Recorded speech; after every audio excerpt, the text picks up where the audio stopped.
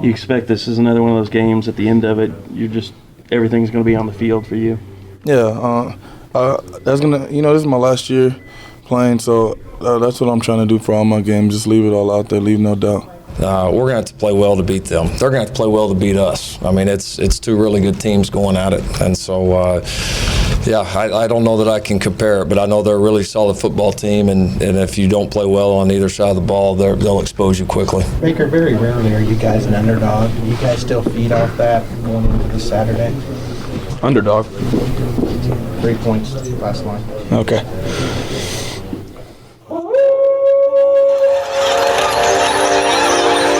News team, assemble!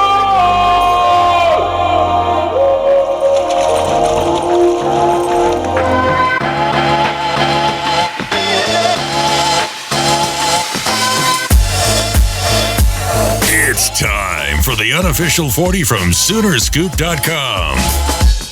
Featuring site publishers Carey Murdoch and Josh McCuistion, along with videographer Eddie Radosevich. It's the unofficial 40 on Soonerscoop.com. And we are back. That's right, the unofficial 40 right here on Soonerscoop.com. We've got a big show for you. Bedlam coming up, just coming off of a big win over Texas Tech, 49-27 over the weekend. The defense, a little troubling there in the first quarter, and then they pick it up over the last three quarters. But Oklahoma State, a team that's coming in playing really, really well. Well, we're going to hear from Lincoln Riley, Mike Stoops, Baker Mayfield. In the open there, you heard Obo Okoronkwo along with Lincoln Riley. And Baker Mayfield, who Eddie has kind of turned viral once again this week with that underdog. You're welcome, Baker. The bromance can continue. It's kind of disappointing you didn't get a question into him this week. There were too many stuffy old people around. It was there was some of that. We're going to go over some of that as well. Didn't like some of the old school journalists don't like us talking about emojis. Can pee on the radio. Don't like new school questions. No. There was some pooping on me, of all people. And then I will play it as my fellow journalist beat writers came to my aid. We welcome in Josh McCuistion, who has a huge recruiting weekend to talk about, and a lot of commitments that he will dangle in front of you that he may or may not know about that he can't tell you about, which has caused quite a stir on the message boards this week. Did we lose Josh McCuistion? Or did he put himself on mute like he always I does? muted myself. I got through like the first half of that answer. Damn it, ladies and gentlemen. Oh, Killed that technology intro. is my friend. Killed that intro, Josh. I crushed it. I think people have a certain level of expectation for me, and I think I just hit it for them. So you're welcome, you were just everybody out bragging there. about something the other day about being technologically savvy or getting savvy. And I wanted to beat you down, but I didn't. I think, okay, you and I both have an affinity for high fidelity. Yes. I think you are the John Cusack, Jack Black, like you are the informed small minority, and anyone who doesn't know as much as you is an idiot. And I think that's the way you look at that. I could actually find that scene for you. Exactly. Like you that is you, and anybody out there, guys, Carey is excellent at this stuff. Amazes me all the stuff he knows. Except I needed about photography and video. Oni Kuno, is that how you say his name? Yes. Oni Kuno. He was the one that told me about the button to push so that Josh can actually hear what we're playing now in studio. It's we not didn't a talk problem. about that last week, that I can hear all the audio now. Like, this is a game changer for me. So, and trust me, I loaded up on the audio today just so that you could hear what was said. For instance, there was the time, I don't know if I kept this on here or not, the time this week, we're coming off of Halloween. We have plenty to talk about there. Like, I could play this clip right here, and you can hear it, and you can tell me who you think this is, Josh. And it doesn't. See, I screwed up technology there. So, see, I still screw things up. I'll try that again. Are you drinking too much? Can you tell who that was, Josh? Ooh, maybe Jesse Palmer? That was Jesse Palmer. Boom! Are you drinking too much? He is drinking too much. So is Booger McFarland. I don't know if you saw. I didn't see. Eddie and I were at practice yesterday while the rankings were coming out. The team was actually in the locker room watching the show. We didn't actually. The locker room is not close to the meeting room, so if there were cheers, we couldn't have heard. But didn't Obo say, Eddie, that they did kind of jump up and down? Yeah. When they were announced. Yeah, something like that. In regards to something like that. I don't know if they jumped up and down. I think they just thought that they were going to be ranked behind Ohio State. So when they saw they were ranked ahead. And here's my little beginning rant about this whole thing is thank God that we have the College Football Playoff Committee that adheres to a set of standards and rules that they've set throughout this process. It's only been 3 years, but if you leave the voting into the hands of the media, and I use that term loosely, like it would be a sham because let's face it, guys, the Joey Galloways, the Jesse Palmers, the Booger McFarlands, if you gave them a vote in this, they wouldn't use that, I don't believe, in a serious manner. They would use it simply to try and get visitors or viewers to their programs by saying outrageous and outlandish things. That's all they're doing. Yeah. I mean, you can't take them seriously anymore. We already know that Joey Galloway is a piece of shit dumbass, so... There it is. No, I seriously, like, I hate him so much. Yeah, I'm seeing a physical reaction. Joey now. Galloway is the Hitler of ESPN. He's not euthanizing people. How many He's weeks euthanizing do we their think viewers. Eddie No one's can- watching that shit anymore. It's terrible. How many weeks can Eddie taunt him before Galloway is going to have to address Eddie on Twitter? I said this the yesterday to him. I said, it's a shame that he's so worthless because he's not checking his Twitter or else he would have blocked you by now. Yeah, I'm really hoping that he blocked me, but I was really hoping that at some point he would respond, and then I don't think that's going to happen. I don't think that I think the only reason he has a Twitter account is because ESPN makes him. Makes him even bigger. He's loser. another one of these olds. He's an old. He's just like Blevins. He doesn't. Is he? How old is Joey Galloway? He's probably younger than me. Well, no, he'll be I don't know. Look it up. Wikipedia is your friend. You guys are the same age. I think. 45? He graduated from Ohio State like 95. Yeah, he's 45. Yeah. Yeah. Holy cow. 95 nailed that. I'm a little proud of my middle school Josh McCuistion football knowledge. I'm pretty jacked about that. Well, it's too bad that he never had a Gordon Hayward injury. Oh my God. He blew out his knee, I think, once. Good. He was a fast old man when he was playing with the Cowboys. He's an idiot. That dude in his prime could fly. Yeah. I mean, he was a all great he was player. good He really for. was. Yeah. Well, great, strong, but really, really good. good player. Incredible dumbass. Yeah. And the stuff Booger McFarland said was even worse, I thought. I don't even pay attention. Did you hear to what him. he said? Mm-mm. He said that OU beat Ohio State 52 days ago, and he's lost 15 pounds since then. That's how long ago it was. I saw somebody... It's the same goddamn season. What's even crazier and like more ironic is the fact, you know who also played the exact same day? OU Ohio State?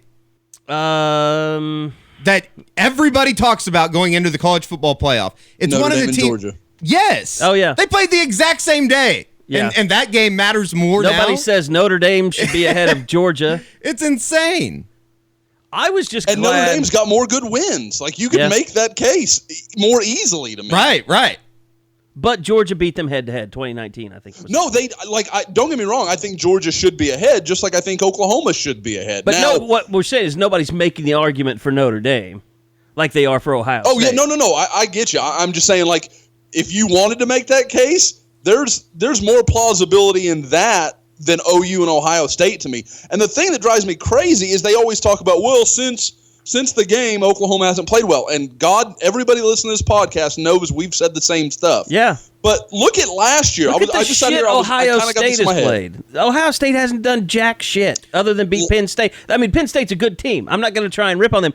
But they scored 39 points on them. I mean, they gave up 39 points. And the thing about it, too, is the fact that, I mean, what got Ohio State into the playoff last year? It was beating OU. They kept drumming that idea that was their quality win. And they sent OU to a 1-2 record after that game. Right. Well, and you look at Ohio State last year, with everybody used OU as their jumping stick. That's how they got over Penn State, even though they lost to Penn State. I kind of was going through the schedule, and now it flipped on me. But they struggled with Michigan State, who was horrible last year. They had that they won by a point in East Lansing. They struggled with Northwestern at home, 24-20. If I remember right, they were behind late in that game and scored to win. So again, there's, like you said at the intro, Carey, there's this moving of the needle of what matters and what doesn't matter, and you can't have that both ways. And JT Barrett was terrible at the end of last year. Nobody was saying, well, Ohio State shouldn't get in because their quarterback has regressed. People are saying that about OU's defense. Yeah. Yeah, that's true. The whole entire Ohio State fan base is kind of, I think we found out over the last couple weeks, and I guess I'd never had really realized it, but kind of a douchebag fan base, if you will. Like it's a huge school. They only care about, what gets them in, obviously. It's like any fan base, but I don't know. Maybe they're just a rabid fan base. I mean, I don't think they're any different than Tennessee. Well, no, I mean, Tennessee Florida. fan base I feel sorry for. They're getting screwed over by another idiot and moron of a head coach. Yeah, but they're happy to celebrate all those recruiting classes. Yeah, that's true. Tennessee's out there. They're definitely out there, so it is kind of fun to watch them lose. I'm sure from the outside. I'm sorry, Josh. Go ahead. No, Josh. I was just gonna say, I'm sure from the outside looking in, a lot of people view the OU fan base that way too. Well, I've been on record as saying half of them. Guys, this is just the nature of any college fan football. base. Like, they're all crazy. Like, and I say that as we deal with a lot of OU fans, and like I will admit it openly. My dad is as ardent an OU fan as there is on the planet, and he says crazy stuff on the regular. So this is not like I dislike you because you say crazy stuff, but it doesn't mean you don't say crazy stuff. You do. But that's the way with all these fan bases. Like, there's no rationality about it. Right. There was a thing on the board today where they were talking about, well, look back to 2008 when it was OU in Texas. You'd have been furious if the shoe was on the other foot. And OU fans are like, oh, no, we would have understood it was a 3. No, you wouldn't. No, you wouldn't have. It would have been a conspiracy to get Texas into the playoff or into the national championship game. So, I mean, that just comes with being a fan base. The problem is when it leaks into the media and everybody else, and they're saying the same crazy stuff that just doesn't hold up. Yeah, I mean, you don't put the fans on ESPN to do a 1 hour wrap-up show. Well, they do every Saturday at 11. College football final. Usually about 1. I mean, or 1, whatever it is. I don't know how much I have to rip on that show and how horrible it is, and idiot Jesse Palmer, and needs to just stay with his baking shows. Skip Bayless would bring something to that show. That's how bad it is. He would try. He would. Well. At least his hot takes are so moronic that it's like, okay, this is just Skip. Skip would never have a bad hot take against Oklahoma, though. I mean, let's face it, I think Joey has been traumatized by the planting of the flag. I don't think he watches college football. I think there's some truth to that. Like, I think he just shows up, and because he played 16 years in the league, people give him a voice. Yeah, he's not like Herb Street, who just embraced it. And actually does his job. I mean, Danny Cannell was a much better person at that job. Danny Cannell should walk in there with his turtleneck and strangle Joey Galloway on Saturday. Joe Klatt and literally Danny Cannell end his both life. Are miles ahead of Joey Galloway or There's no doubt. Jesse Palmer. There's no doubt. No doubt about it. Okay, so I hope Jesse Palmer gets arrested one day for something really bad. Child porn. Yeah, something like that. See, this is the thing that if we get an ESPN show, they're going to say, remember when you said you hope Jesse Palmer got I'll give him double middle for fingers. Child porn. I'll be like Barstool Van Talk. Yeah, I'll give him double middle fingers. Not here, John Skipper. Not on my watch. We won't do your ESPN show. Not on Big Cat and PFT. I stand with Go Press Go. The Stooley has spoken. The show Stooley. All right. Moron. I want to come back to some of this stuff, but it was a huge recruiting weekend. I think Josh probably has sweaty palms right now because he doesn't. We've all kind of been through what's happening, what's not happening, what's public, what's not public. To start off, all of this stuff gets crazy because of the eyeball emoji, and I had to do this is my message from the publisher on the message board about why we do things the way we do them. But look, we're always trying to be on top of everything. Now, we think we might know who the 4 eyeball emojis are. There might be more, there might be less. But at the same time, Josh, you can go ahead and jump in here. It is important for us to protect our sources so that we continue to have those sources. We would rather be on top of the story and not tell you than not know what's going on and tell you a bunch of crap that's not right. Oh, exactly. I mean, guys, there's a reason we knew about Delhi's visit. We knew about, Parsons. We knew about Radley Hiles. Like, you can go down the list, Raymond Scott, all these guys that nobody really knew about, or Leon O'Neal. I mean, you just keep going down that list. There's a reason that we can confirm those and we can talk to people and get information that people don't get elsewhere because we don't burn our sources. And this is why. And guys, believe me, it would be easier, and you two know it too. I mean, you've been in the same spot before. It'd be easy to just burn them and, run the story and say, oh, well, we had it first and we did this, and but I'll never get anything again. Why would I do that? Like, no one story is worth the rest of them. Well, and here's what's changed too, and this people have to realize how the climate, the media climate, social media has changed everything. Is these kids want to have their moment, and I think everybody, not company wide, but really business wide, like just in the recruiting game, we all are kind of being human beings about it and living by the same set of rules, which is, okay, we may know a kid's about to commit or that he's verbally committed to the staff, but and this has always been our rule, even going back to before social media was big, Josh, that until a kid goes public, we do not announce a commitment, because he may tell the coaches, oh yeah, I'm switching my commitment. I'm committing to you guys. It's solid commitment. But there were plenty of times in the past when kids used to pick up the phone and we'd call kids and they would not be willing to tell you that they're committed to Oklahoma.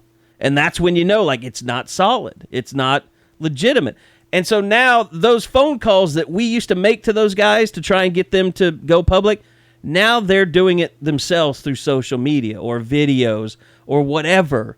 And we kind of have decided to live by this set of rules where we let those kids have their moments, because it really isn't just about the breaking news and the commitment anymore. It hasn't been for a while. It's about having a relationship with that kid when he does commit. A lot of this, Josh, has resulted in us, you and Eddie, and us being able to go and film a kid's commitment announcement. And he'll when he announces on Twitter, we have that in the can and ready to go, or a story ready to go with the hows and whys and whats and of how he made that commitment. So it's not fun, and I understand people get upset because, oh, you're not telling us all the information. We just can't, because of the way the world works now with social media and kids having the ability to make these announcements on their own. Well, and that's there are so many things to think about. First, I will say, guys, my understanding is when Lincoln Riley fires out the eyeball emojis, that literally means someone has committed to him. Now, I'm not saying that's the way Lincoln Riley would word that, but that is my understanding. There has been a clear indication that I am coming to Oklahoma. Now, Lincoln Riley cannot control when that kid chooses to make it public. That is not in his control. And Oklahoma smartly is not trying to force the situation with any of these guys. They're going to let them do it on their own time, because if you're pushing them and making a big deal out of it, odds are you're going to turn at least a couple of these guys off. And these are all big-time guys with a lot of great options in front of them. They don't have to fall down at the altar of Oklahoma to hope that Oklahoma would take them. So that's something to remember. But, Carey, you were talking about the things we have to be careful about what we say and how we're going to do this. People always say, well, that's what we pay for. That's what we're here for. I get it. I do. And if I knew that it was just a bunch of OU fans that were going to keep everything on our board, it would be a little different. But there is not in my opinion, any media out there that does not read our board from any other competing sites or anything like that, they all look at it. And while I trust a guy like Bob Prisbillo to do the right thing and he's going to sit on it, there's too much empirical evidence. There are some others out there that won't. And they're going to run out there and spit, just ruin the kid's moment.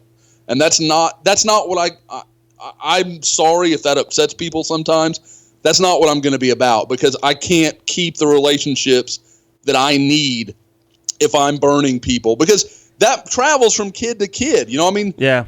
If I burn one guy one year, well, his teammate the next year or some kid from the same city is going to be like, well, don't talk to that Josh guy, man. He'll rat you out to everybody. He'll tell you, and that's like, to use Nick Saban, that's rat poison. That's going to go real bad real fast. So you just can't do things like that. And I understand the frustration. I do.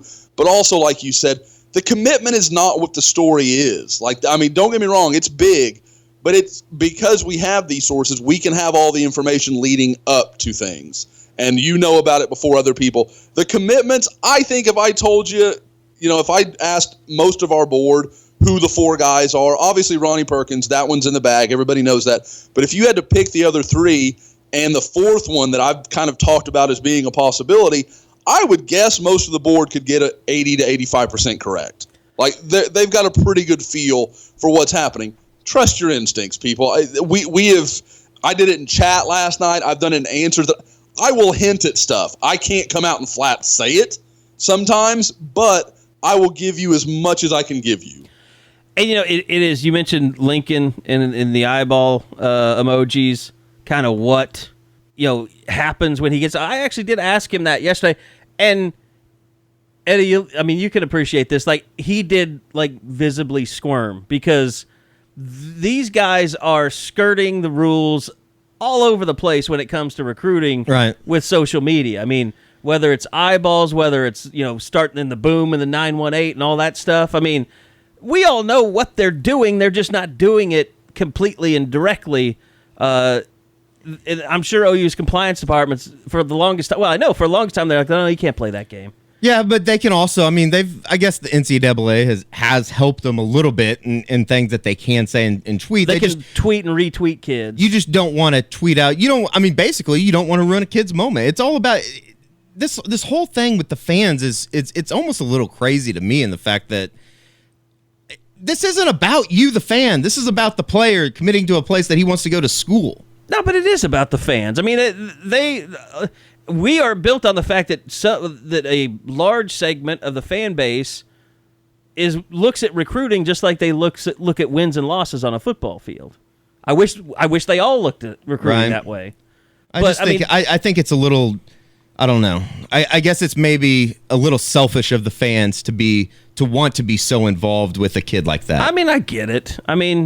Look, there's a lot of other examples we can point out with fans that are too involved.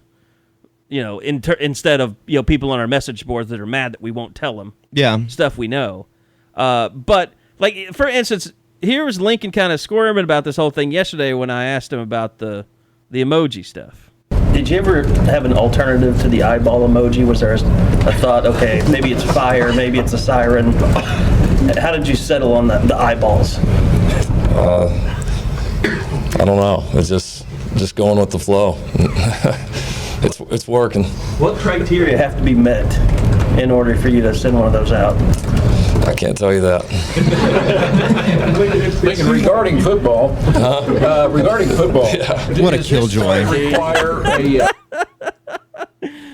Dean was having none of the emoji talk. Be a little bit more miserable, Dean. Just a little bit more. Dean hasn't spoken to me. I sent out a scoop. What was funny about it was it pissed off the other beat writers, too, that Dean did that. Well, you can't just show up one time in Norman once a week and act like the big dick. Well, it's one of those things, there's so many things those of us that are on the beat get. Do you think think Dean just doesn't understand the... Do you think he understands what... He doesn't understand. He has no idea how big of a deal the emoji thing is. Okay. He doesn't. Because that has people just losing their minds on Sunday. Right. When it went from 1 to 2 to 3 to 4, yes. That was insane. And so what I appreciated was the other beat writers, after Dean asked whatever his dumbass question was about the third string, backup tackle, other beat writers like Eric Bailey kind of started coming to my defense like, hey, wait a minute, let's talk more about emojis. Going back to what Carey asked, though, when you did the emojis yesterday, I mean, Twitter blew up. What's it like on your end when you do that and you just see the response you get from Oklahoma fans? I don't look at the responses. I just tweet it and go on the rest of the day. I don't have any idea, but I'm sure it got pretty good as we kept going there. But yeah, I don't look at it. And I'd believe that, actually. I mean, I think Lincoln knows the best thing for him to do is not look at his mentions, because I'm sure some of them, half of them are fire Mike, the other half are why did you run the ball on that play? I just don't think he likes dealing with, who would like dealing with the criticism, Me. I just tell people don't come. Don't come to the game. Yeah, man. he's not going to let Stop you. watching. You are not ever going to be allowed to run Lincoln Riley's Twitter account. Maybe for one day. We'll see if we can get that The worked Eddie out. Day? Yeah, that'd be sweet. Maybe we could get you to run Patty Gassos during a game next year. Yeah, maybe. We had a moment on Saturday. I yelled at her. I heard at about the game. that. Yeah. She yelled, Patty! She just started laughing. She's with a player, I think. No Lauren Chamberlain updates for us this week. No, we're not dating or anything. I think it's kind of no run-ins, no Twitter, I don't anything. think everybody that posts that stuff on the board, I don't think it's that funny. That's why I don't respond to it. What are they posting? I haven't seen this. Just people being people. I don't think it's funny. Just Dudes stop. love that. I mean, the thing about our board is dudes love the drama. Yeah. I said that the other day, which I appreciate. Josh, do you have buddies that just call you and want to talk about drama? Oh yeah. Yeah. There's always a few of those guys. I think, Carey, and you've talked about this on the pod, I'm terrible to get on the phone. It's really hard to get me on the phone sometimes. And I think most of them, I've got 2 or 3 buddies that I talk to on the phone probably once a week. And I talk to my brother as well. But with that exception, I don't really do a lot of social calls. I have enough talking in my day between a 3-year-old and my wife that I don't need a lot of more social interaction. That's listening that you're doing. That's 100% the fact. That is right. Like I said, the funniest thing to me, guys, and this is a hilarious story that I kind of meant to share. A buddy of mine runs a large restaurant chain in Oklahoma City, a deli of sorts, and he was telling me the other day, one of his delivery people comes in, and the guy's like, man, I'm trying to get this podcast to work, and I'm getting a bad signal on my phone, and I can't get to work. And he kind of looks at it, and he's like, oh, man, it's the Scoop podcast. And the guy was listening to it, and my buddy's like, oh, yeah, that's one of the guys on there. He's one of my old buddies. And he's like, oh, my gosh, you know those guys? I'm not used to this, where we are anybody that's important. I feel really weird about that. He was he freaked out. He thought it was the biggest thing. And so, of course, my buddy promptly made fun of me for about 5 minutes. But did you get in a car the other day or somebody was listening? Yeah, I got into an Uber and a guy was listening to the podcast. That's pretty big time. It's yeah, that's me. We're up to 10,000 unique listeners every month. It's amazing. The growth has been fantastic. But tell a friend. When are we getting our own show there in the Oklahoma City market? When's that happening? That's got to happen. Dude, we don't I need have a better radio ratings than show. everybody. I like doing the podcast. Radio is so restrictive. So many rules. Yeah. We definitely shit on the radio. Yeah, clean you up the can't. language. Or dick. Don't do it. I know you want to do it. What? You want to say the F word. Freedom? Fire. I've totally lost. train of thought. Dean being a killjoy. Yeah. Emoji. We can talk some recruiting. Actually, that's what I want to do. And I wanted to, I actually, that was kind of my big announcement. Okay, we're going to start with recruiting today for all the people that get mad that they think it's an afterthought at the end of the end of the podcast. It is kind of funny, Josh, that there was so much hype surrounding Ronnie Perkins, and then he finally did commit, and everybody was just like, okay, that's cool. Who else? We want more. Yeah, I mean, you get the best that is a huge lineman. defensive line commitment, a big one for Calvin Thibodeau. Huge. And it was just kind of like, okay. Overshadowed by. Yeah, like, we want more. Who else? But here's Lincoln Riley talking about just the recruiting weekend in general. It was just a great weekend, top to bottom. You know, like I said, it started with our fans and the great atmosphere Saturday night. Our recruiting team, you know, Annie Hansen, Drew Hill, all those guys just had a tremendous plan for the weekend. It's difficult when you think about getting ready to play a really good football team. You bring in the number of official visitors that we brought in, all the organization, and then on the back end, you're getting ready to go play a really good football team too. And so there's a lot of organization, a lot of effort by a lot of people, but it was we had a great group, a lot of great families. It was just a tremendous weekend for our program. You doing different things differently than Bob did recruiting-wise? Yes. What? Anything more important? Oh, I would say, there's a lot of different ways to do it, and obviously Bob got his, fair share of players here. But yeah, I would say I think we're just continuing to push the issue there. Our staff's been really bought into it. Annie in particular, Drew, Eric, Cole, all those guys we have on that staff have really kind of helped to progress things there and trying to do some things that other people aren't doing and really grab these guys' attention. The new facility, the investment, that Joe, our university have made, and not only our facility, but just kind of our recruiting operation right now has made a big difference. So it's a team effort. It's not something I'm doing. It's something we're doing as a group, and it's like I said, there's a lot of momentum behind it right now. It's fun to recruit when you have that much momentum. How much of a balance do you worry about between being too flashy and maybe attracting the wrong type of kid versus getting kids that do want to come here to win? No, it's something we consider. It's something we talk about a lot. You want to have fun with them, and you want to do fun things and cool things that they enjoy, that catch their eye. But you want people that are coming here for the right reasons. So despite all the flash and all that, we're behind the scenes. When we really sit down and talk to these guys, they're real conversations, and we're making sure that we're bringing in people that are about OU and doing things the right way. One of the things he talked about there was the new facilities, and I just remember when Bob announced he was retiring, I was like, man. Really? You're not going to take advantage? You've been taking so much crap over recruiting, and they had such a good class at the time, but, to not get to see what Bob Stoops could do with the facilities is probably the most disappointing thing of his retirement to me. I think in a way, though, I don't know. I just don't know if that's important. That was important to Bob. I think in a way, he still feels very connected to the program, and I think he almost likes it like that. Does that make sense? No, it does. And let's face it, recruiting is something that Bob didn't like. He didn't. In a perfect world, football. He could have just done the X's and O's and been perfectly fine with it. Oh yeah. I was really I don't know if taken aback's the right word, but did you rewatch the game? The entrance into the stadium for the players through the tunnel and stuff. Mm-hmm. I don't think I had ever seen that, and maybe it was because it was at night. But badass. What, like the way the OU lights up and stuff? Just like the lights and stuff in the tunnel right before the Play Like a Champion Today sign. It was I don't know. I thought it was very, very cool. Is it all red and stuff? Yeah, it was very, very cool. I'll find it real quick and you can watch it.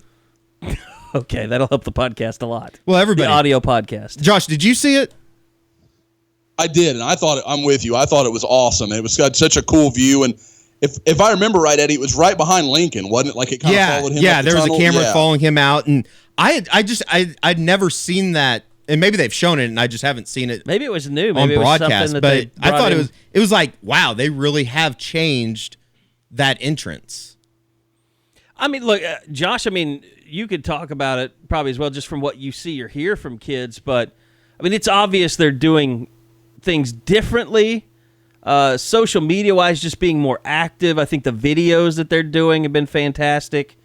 And I think. Oh, I thought did you see the edits that they sent out for in-state players yesterday? I guess I missed that. It was something to the effect of stay here. Born here, raised here, plays here, stays here, or something. And all the in-state recruits tweeted it, and there's no doubt in my mind that is kind of a subliminal message to one player in particular out of the Tulsa area. Oh, you're saying that either 2018 and 2019. Oh, I see what you're saying. Yeah. So they were sending them out. Commitments. Even. They all tweeted that yesterday. Yeah. And there it just is. Said home raised or here, plays here, stays here. Eddie here. just showed it to me. Yep. No, I mean, I think just bringing in some new blood. I mean, the stuff they're doing with Eric Stryker's kind of narrating the program is pretty cool, I think. They've just come up with a lot of really good ideas. Yeah. They've done really well.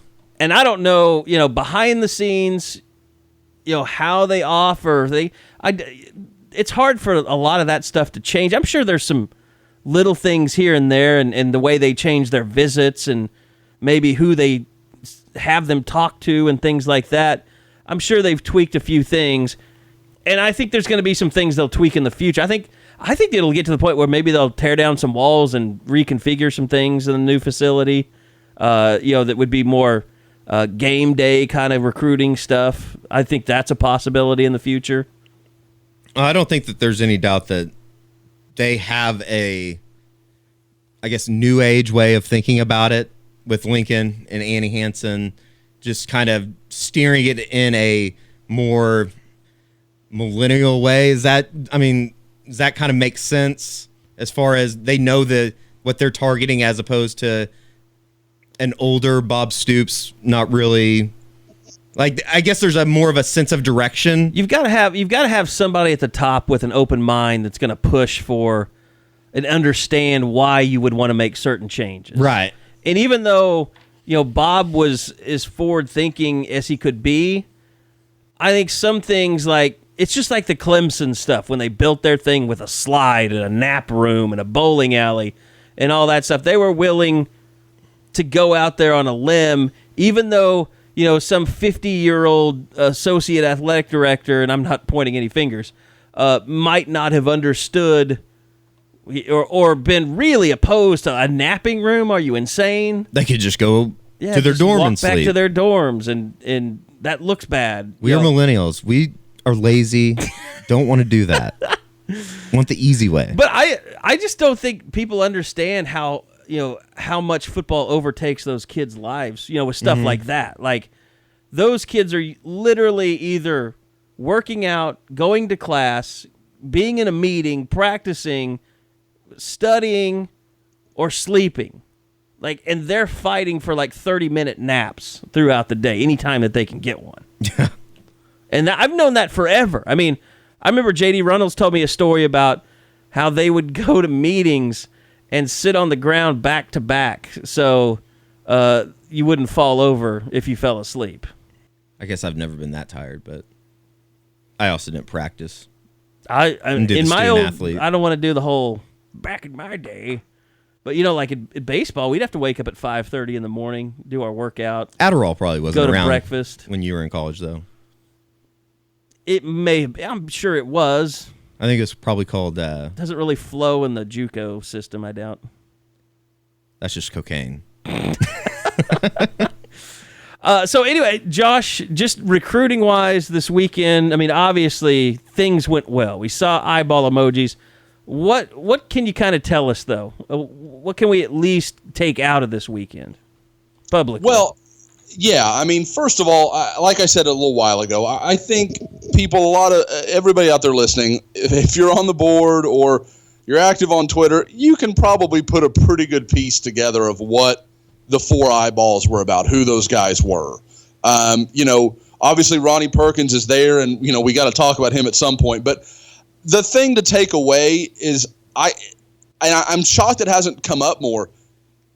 It is a clear change in what you're seeing happening on these visit weekends. Guys, we've talked about these for years when Oklahoma would have these huge visit weekends and nothing would come out of it. I mean, and I'm not talking about, there's 4 guys, but nobody's publicly committed. I mean, there were no commitments. Nothing happened to give you the feeling that was going on.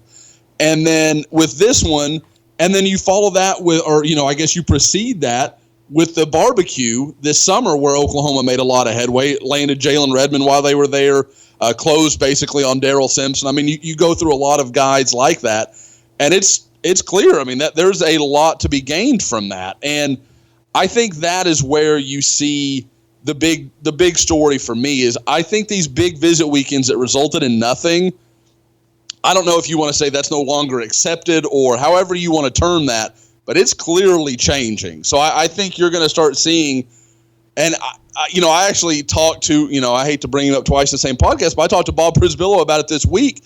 And going in last week, we were both kind of like, I don't expect anything big to happen here.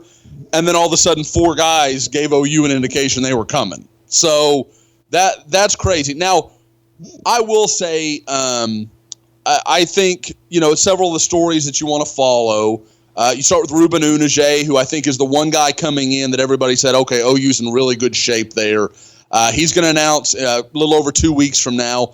I think Oklahoma, it's going to be a huge surprise to everyone if it's not Oklahoma. So I think that one, nothing changed. I think he felt really good about it. Came in with his family, and I think maybe just his mother, but I know she was with him. So I think that cleared up a lot for them.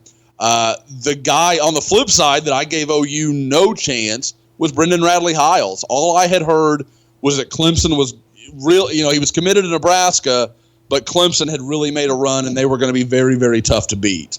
And it sounds like now, if he chose right now, I think it would be Oklahoma. Now, if he announced, if he said something publicly, I think it would be for OU. Isn't he really close friends with TJ Pledger? Are they is that a rumor, or if I heard that that's his closest friend on the team at IMG? Oh, there's no question. Those guys are really, really good buddies. They, along with Brian Hightower, who is another Southern California guy that's at IMG that's actually going to go to Miami unless that commitment's changed, which I don't think it has, but I'm speaking on a guy I'm not an expert about. So with Radley-Hiles, he and Pledger are really good buddies, having that relationship where they came in this weekend. And I think from what I can gather, I think Oklahoma was even a little surprised with how well they did with him. I think that was they thought they had a chance. They obviously gave themselves a little more credit than I did, but I definitely think that something turned over the weekend, and he really came away really liking Oklahoma. I've talked to some people since he got back. He still seems to be glowing about the trip. For those that don't know, he decommitted from Nebraska last night on Tuesday. So there is a lot going on there that seems really, really good for Oklahoma. And what, is he number 4 corner in the country? I believe that's right. That's right. That's right. Number 4 and number 30 overall.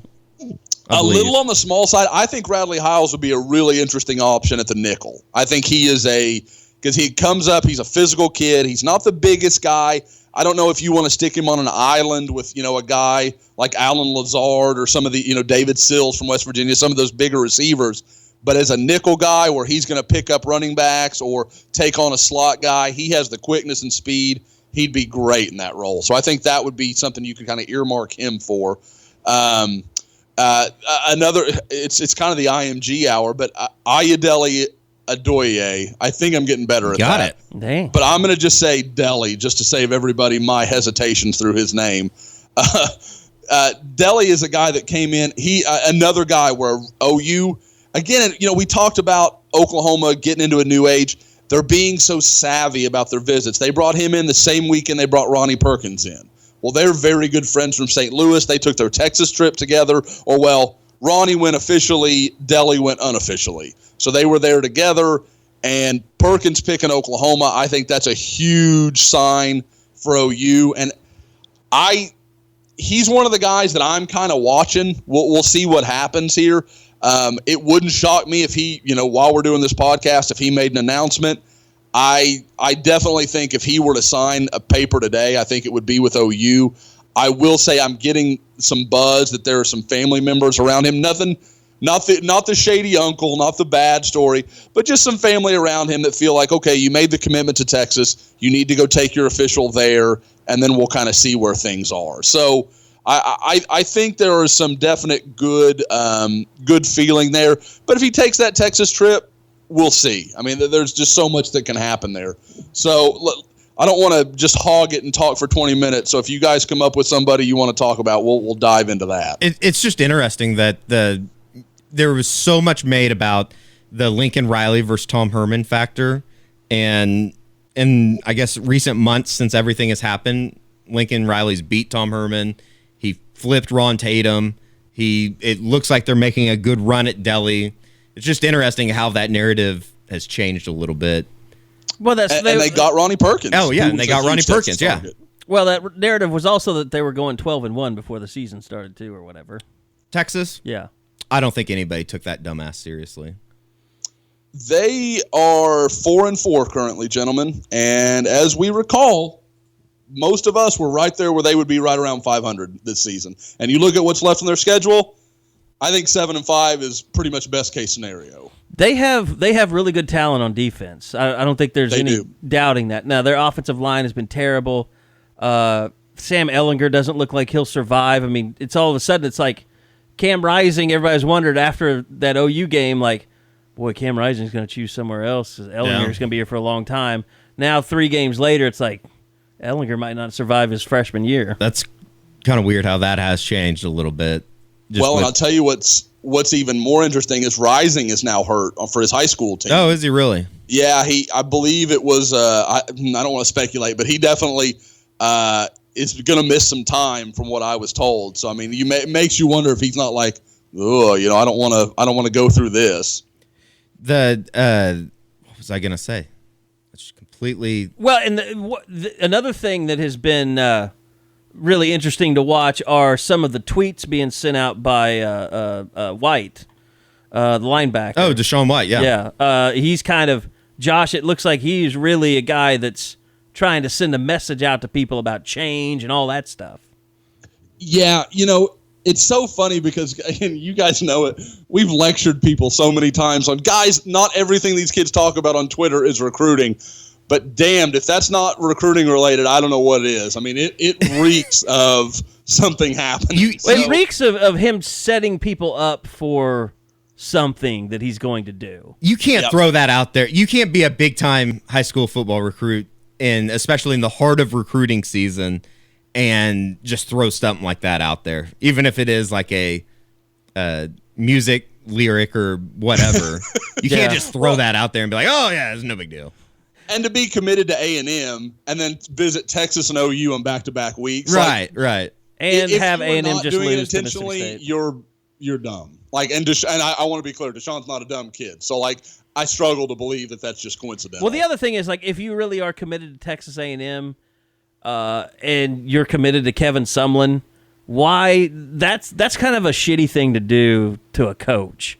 Like, surely you would realize, like, if I'm doing this stuff after a loss where a coach is on the hot seat, it's gonna bring more pressure on him. Like, you would hope that. Well, you hope a lot of things with kids. I mean, maybe they're just not. He probably doesn't think about something like that. It's like that far in depth. You wish that they would, but they don't. It is interesting though, Josh, and especially in light of the Trey Brown news. That going back to last week is if they were able to flip a DeShawn White. Does he automatically start getting in Trey Brown's ear? You would think that he would. And I don't know that there's a potential coaching change that could have more impact on Oklahoma than Texas A&M. Because from what I can gather, I think OU is probably going to get DeShawn White anyway. But if that goes down, I think it's almost a certainty. I mean, it's not really even almost. It's a certainty. Like, if someone is fired there, that's going to change everything. And you also have to think that that's going to change things for Trey Brown. And I know he came down to Oklahoma and Alabama, and, there was a lot of talk of, Trey made some strange comments in that story, and I've talked to several people about it. Basically, it was, if the coaching staff wasn't in Norman, I don't know that I'd want to be there. And first, so you choose College Station? Like, really? Like, you're not sure about Norman, which is a Oklahoma City suburb, but you're going to live in College Station, which is in the middle of nowhere? Yeah. Like, I don't know. Like, that was weird to me. And to set, like, and what did the coaches leaving have to do with anything? That whole thing with our guy Nick Kruger was kind of strange. Like, and I'm not putting that on Nick at all. It was just what Trey was apparently looking at. I couldn't quite make sense of. Kids say the darndest things. Oh, is that you, Bill? Hey, I think what could be interesting about Sumlin? If it was Bill, he'd be putting something in somebody's drink right now. I was going to say, you would have never shaken Tiffany's hand. Because she'd been passed out? I was trying to figure out where you're going with that one. Oh, no. So here's the thing I think that could be really beneficial to OU. You're talking about, if someone gets fired. Like, what if all their, rich white boosters who probably love Gene Stallings and John David Crow and all that stuff. Robert E. Lee. I didn't go that. What if they're like, we need to bring in an old school, R.C. Slocum type to get this program back on track? That'd be the best thing that could ever happen to OU. Like, if someone that came in there and was like, screw all this flashy, helicopter crap. We need to get back to playing football. They're that not would that dumb, ruin are they? A&M. They're not that dumb. I think they could be. He's going to renew the Junction Boys. Yes. They're going to go out. Who would that guy training be? Camp. Like who is that guy right now? Oh, some Saban disciple. Jim McElwain. Yeah. Bring Jim McElwain in and just start making up shit about crazy death threats and just go off the rails crazy town. Were they Kind top 10? of sounds like he might be headed to Oregon State. Were they top 10 in recruiting when he got fired? Florida? Florida? Yeah. Yeah. Okay. Yeah, they had a real, and honestly, as well as they were doing in 2018, their 2019 class, I think they already had like 4 or 5 top 100 guys. I mean, they were really rolling. But that's the stuff. Like, if it's not working, you've got to move forward. You can't just you can't keep sending good players to bad coaches, and nothing's going to get better. I don't think it would be so much who would that guy be. Like, Charlie Strong is kind of that guy. Like, pretty much any defensive coordinator would kind of be that guy. Yeah. I mean, Bob was that guy. Mike's that guy. I could see Texas A&M being dumb enough to hire I kind of see him going the other way. They'd go with Hugh Freeze or somebody like that. I don't think Hugh Freeze can even be hired. Can he not? I don't think the NCAA would. He's gonna have a show cause thing. I believe he's on double secret. Maybe UCLA and A&M just need to switch coaches. Oh my God! Send someone to LA and Jim Moore to College Station. Yeah. Okay. How awful is it when Brock Heward comes out as the good-looking guy in Interaction? That was really weird. They must have some type of history that I really haven't investigated a whole lot, but him and Jim Mora must have. Did they? I don't think it's have hard. A run-in? I don't think it's hard to get on Jim Mora's bad side. Yeah, he's got a lot of angry in him. Jim Mora's probably up there. He's probably a top 5 arrogant coach in college football. Yeah. And God, like, who would be the other 4 guys who've actually won something? Oh yeah, I mean Nick Saban's probably won. Yeah, and cool, no problem, Nick. You can be as arrogant as you want to be. Yeah, you get to be. You get that title. Exactly. You've earned it. Why is it that Jim McElwain, like all of Nick Saban's assistants that go on to get good jobs, have haircuts from like 1980? Like McElwain had that hair over the ear. He probably just bowl cut kind of, and Kirby Smart has a terrible haircut too. When you work as hard as those guys, as hard as Saban makes them, you probably don't get any time to cut your hair. You can still pay for someone to come to your office and get a decent haircut. Probably don't let them in. Probably just getting the GAs to do it. Yeah. I like They might see the recruiting list, Carey. They can't come in. Like, That is just there would be requirements on the hairdresser and what his affiliations were. He'd have to be an Alabama alum. A&M will bring some dude that'll bring back like the bike shorts. Oh, that would be killer. The ones that have laces in the front. So you're like thinking they're really literally taking them back to like Junction Boys. Oh, that'd be awesome. Dude, how... They'd probably get kicked out of the SEC. Is there a Howard Schnellenberger disciple out there that could come in? Yeah, Lane Kiffin. I don't know about disciple, but as far as drinking and doing everything off the field like Howard... It'd have to be Lane. Yeah. I think, guys, on this topic, how much, like say when OU plays Nebraska in a few years, should there be an automatic staff-wide dressing where they've got to wear Sans belt? Like, they got to go back to like the Switzer days where, like, Lincoln's got a cig hanging out of his mouth while he's coaching, in the third quarter. I think it'd be awesome. That'd be amazing. Like, everybody drives, like, 70s Oldsmobiles to the game. And you can pay players that day. Oh You can do like $500 handshakes instead of $100 handshakes. The Gatorade is the real Big day for the Gatorade. It's like bagman. really syrupy, like full of sugar. That Gatorade, when I was a kid, man, that stuff was potent. I was going to say, Eddie and I don't even know what you're talking about. They used to have Gatorade gum. I think they brought it back recently, but you'd put that gum in, and it was like eating salt. Were all those commercials like in black and white? No. Dickhead. Jesus, I'm not that old. Eddie thinks Carey used to gather around the radio to listen to his news. No, but I do. Everybody come together. The president's talking. I do remember when the Gatorade bottles were made of glass. They literally were glass. Like, you drink out of on like the sidelines and stuff? Yes. Really? They would get super cold, too.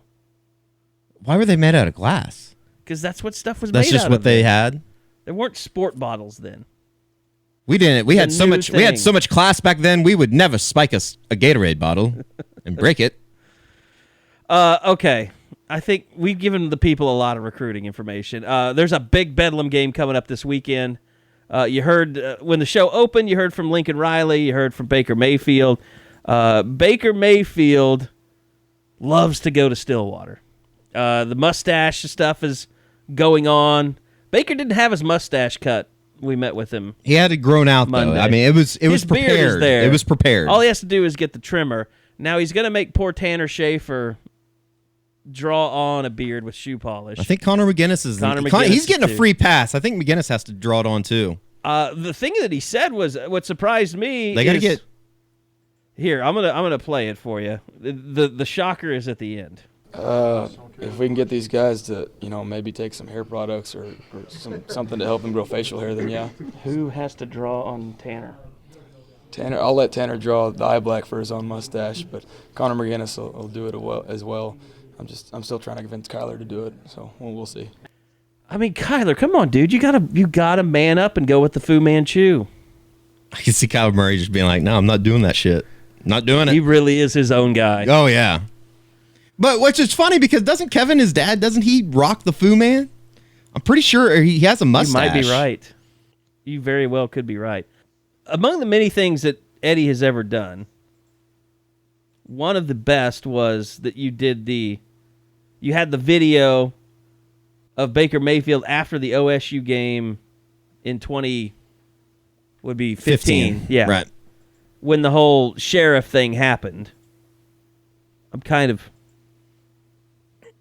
stalling here because it was during post game. It was after they had all of the big celebration on the field, and it came up. It was the first time that he wore the Fu Man. It started with Cody Thomas and Trevor Knight. Obviously, I think it was some kind of bullshit practice thing. But this was what Baker Mayfield said after the game about his Fu Manchu.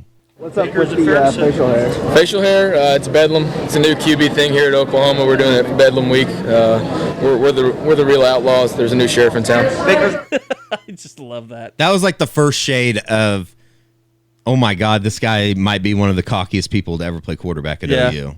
Because somebody was asking me the other day, is like, has he always been like this? And he has to an extent.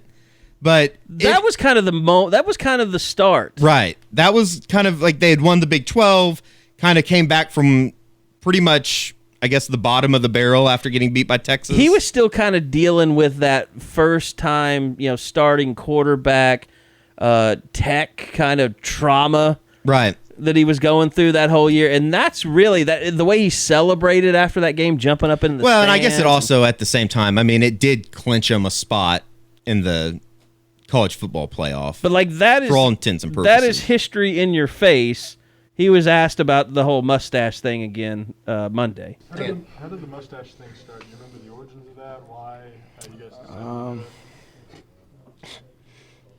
to be honest, it doesn't make much sense, but it was with Trevor and Cody Thomas, and we just kind of joked around. We're saying there's a new sheriff in town, and just something that we joked about, and then we actually did it, and people didn't think we were serious. So it was something fun, just a team chemistry and bonding thing that you have fun with each other. What's up with the facial hair? Facial hair, it's Bedlam. It's a new QB thing here at Oklahoma. We're doing it for Bedlam Week. We're the real outlaws. There's a new sheriff in town.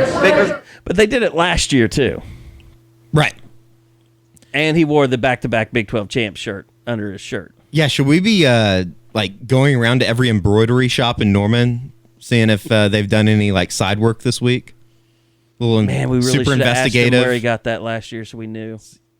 I could see that being a homemade product. But here's the thing, I think Caitlin did it for him. Like Baker, is that his girlfriend? No, it's Lincoln's wife. Oh, okay. You're messing with my train of thought here.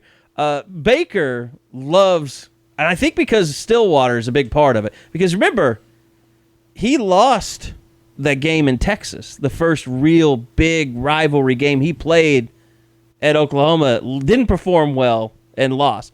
And I think that OSU game really built up his confidence for when he plays on the road in hostile environments.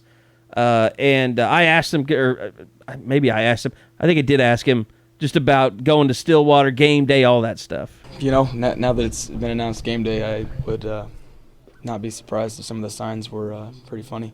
You know, it's going to be probably rated R on Saturday, so it's going to be a great atmosphere. You know, when you talk about having game day there and then just in the stadium, you know, it's the only stadium in the country that they're that close to you on the sidelines. I mean, even closer than ours, and they're right on top of you with the paddles. They get that going. So, you know, like I said, we love going on the road into somebody's house, but just having that hostile environment's even better. You guys, in your one really big national stage game this year, you played well on, in Ohio Stadium. From the moment that you heard that game day was going to be there, did you like that just because it makes this a bigger game, a bigger stage? I love it. You know, love the big stage, love a good atmosphere. You know, I think it's a good opportunity for us to show the country what we're made of. You know, people might have thrown us in the trash after the Iowa State game, which is not true. Iowa State's a good team. Obviously, they've shown that the past couple of weeks. So I think it's another opportunity for us to prove what we're made of and to show that we play well late in the season and we take care of business on the road. That's one thing that's been important for us. We have an intensity about us that when we're on the road, we like going into somebody's house, and so it's going to be a good one. Great atmosphere up against a great team, a good coach, and I'm just looking forward to it. I mean, and you remember that story that I think it was Cole Kubelik put out there? Or maybe it was Ian Fitzsimmons of ESPN. The story told about Baker yelling at the Ohio State fans. Oh, yeah, yeah. About, I'm about to go score. Right. Put 6 on you or yeah, whatever. Yeah. Like, the fans being so close in Stillwater, I can only imagine the jawing that goes back and forth. I think if Baker Mayfield could play 12 road games and not have a home game all year, he'd be like, okay, sign me up. Like, I saw this OSU fan tweeting today, I think he quote tweeted your deal, this deal. Baker, very rarely are you guys an underdog. You guys still feed off that going into this Saturday? Underdog. 3 points last line. Okay. Like, they were like, OSU fans, do not give him ammunition. Like, don't unleash the Baker. But they're not going to have any choice because those fans are going to be in his face. He's going to be in their face. Yeah. Like, there's no way that Baker will not be fired up during this game from the first snap to the last. I unless think they're just getting their heads kicked all in. Saturday is going to be fun because I think on Saturday morning, you're going to, and I think he even told Bruce Feldman in the article a couple weeks ago about how he completely expects. I think he even said that he'd be disappointed if they didn't have signs with his mugshot at game day on Saturday morning. Yeah. So, I mean, it goes into it, but it's kind of like the whole team embraces it. They've obviously kind of embraced their leader, Baker Mayfield, but Obo Okoronkwo has talked about it extensively, even going back to Saturday after the game, about how much they like playing on the road and shutting up fans on the road and everything that kind of goes into, I guess, just playing in the white uniforms. Do you think Mike Gundy hates the fact that game day is there? No, because of what you're talking about. Their students are going to be there with their signs. You know Baker is going to be either pointed out certain signs, this or that. Like, you are going to feed him. In a way, I guess it does kind of play into that, but at the same time, it's kind of like what I thought about even before tweeting out that dumb video of Baker and this point spread, is the fact that nothing that is said this week I think will take away from one team wanting to play harder to win the game or anything like that. Like, you lose on Saturday, your season's basically over. Your hope for a title is over. Right. Yeah. So, I mean, I just don't think that there can be any trash talk or any miscellaneous extracurricular thing that is said this week that can enhance the game more than what it is because of the position both teams are in with their backs against the wall. You just said extracurricular. Would you like? Would you like to try Giannis Antetokounmpo? Giannis Antetokounmpo. Antetokounmpo. He sucks. Thunder smashed that ass last night. He doesn't suck though. No, he's really good. Robertson had a great game. He's amazing. Last night. All right, on to injuries, which is always a thing of concern. Lincoln was asked about that. What's your injuries and what's with Gallimore? Yeah, Gallimore wasn't ready. We thought he might be last week, but wasn't ready. He's going to have to progress some this week. He's still questionable, and I don't think we had anything new from the game. Still have hope that Matt Romar plays this year?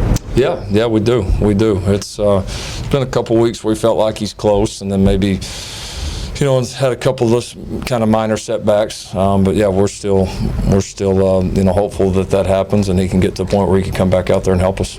And to me, that's the most alarming thing about this week is that, and let's face it, Neville Gallimore hasn't exactly been a huge factor on this defense all season. And I don't know exactly what the extent of his injury is, but it's clearly kept him from playing a lot this year. It's really weird. Not just last week. Like, when you look back on it now, Josh, you do so many Monday Morning Idiots, but like there's so many games when he's just not on the field, and he hasn't been for a while. Are we talking about Gallimore? Yes. Yeah, I don't know what it is. I don't know when I do know when it changed. It was the Texas game. After Iowa State, it was like they just rethought everything as far as personnel on their defensive line. When Bledsoe came on, they played him more. Man, I think has taken some time clearly from Gallimore. DJ Ward's playing really well. Yeah, DJ. I mean, I've banged on DJ Ward, but he's playing well. So you can't. Does this have more to do with DJ Ward and Kenneth Mann than it does what Neville Gallimore hasn't done and Lampkin? And even Amani Bledsoe. I just think he's been hurt. I think there's something going on. Because it's not like he was terrible or anything. It's not like he was so bad. He was definitely a quality role player. I think he maybe hadn't made the step that we all expected him to make this year, but he was good. It wasn't bad or anything. So I'm with Carey. Like, something's wrong. I don't know what it is, and hopefully, for his sake, it's nothing serious. But it doesn't feel like a guy that just got benched. And it was really weird too, Carey, because the way that Mike Stoops talked about it after the game on Saturday, I walked out of there thinking that he had been suspended for the game.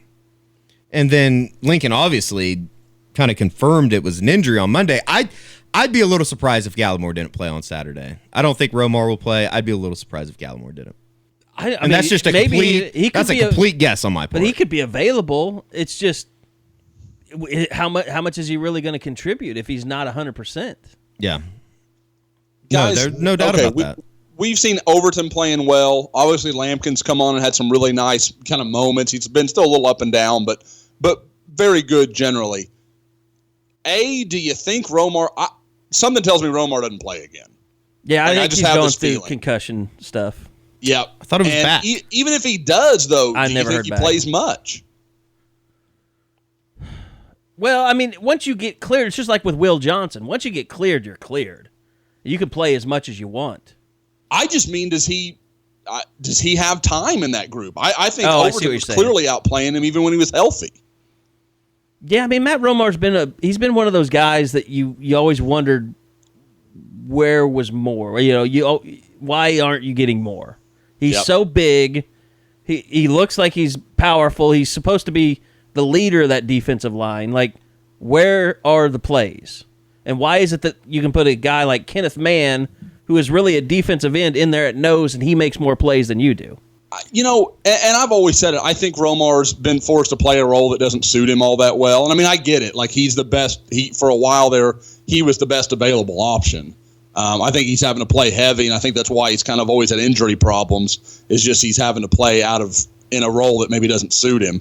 But, regardless of all that, like, the bottom line is, do you fit what you're doing? And like I said, I think Overton has outplayed him the start of the season.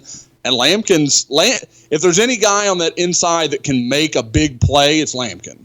They're going to need some big play up front this week, or Mason Rudolph might throw for 600 yards. I just don't think it's going to be a problem getting pressure on him. Agreed. They're going to be so concerned with Obo. Well, OU use Obo like Texas used Hager as far as moving him around a lot, or will that be somebody else, or will they do something he'll different? be on the edge. He'll be on the edge. I wouldn't be surprised if Mike dials up some pressure with safeties and corners in this one. You have to get OSU in 3rd and 7 or worse, I feel like. Like, 1st and 2nd down are so important to OU defensively because you saw what they were able to do against Tech on Saturday in the last 3 quarters was they were getting them in 3rd and 8, 3rd and 7, 3rd and 6. And then they can't kill you with James Washington on that short slant. Right. I mean, it's a huge. I mean, this is the biggest test for OU's defense so far this year, by far. And I almost think you have to be crazy to have any confidence in this group. This week, I have told myself that I wouldn't say this out loud. Oh no! I mean, OU could lose their next 2 games. Oh yeah, I think they will. What? Well, I'm not. Oh, not their next 2. I think they'll beat TCU next week. I think they're losing Saturday. I feel better about TCU than I do OSU. OSU than I do TCU. Yeah, because TCU's got a for-real defense. The only thing, and Eddie and I know we're on the same boat on this, but God, Kenny Hill will find a way to screw it up. He did last week against Iowa State. It finally happened. We were waiting for it all year. Yep. Finally happened. And I didn't get to watch a lot of that game. I think Iowa State's a cute story. Can I secretly tell you guys, I hope they get beat by 50 this weekend. I'm kind of over the Iowa State love affair. Well, I'll say this: if OU loses, I'm damn sure not rooting for them to win the Big 12. Yeah, that's true. Or maybe I am. I don't. That's one of those things I don't know how I feel until it's presented to me. I think it hurts the Big 12. Oh, if that's the best team in your conference, people are not going to give you respect because they've lost to Iowa. Yep. As a whole, and they lost to Texas. Well, if their quarterback wasn't shaving points that night, they wouldn't have lost. But we all know that Jacob Parks was shaving points.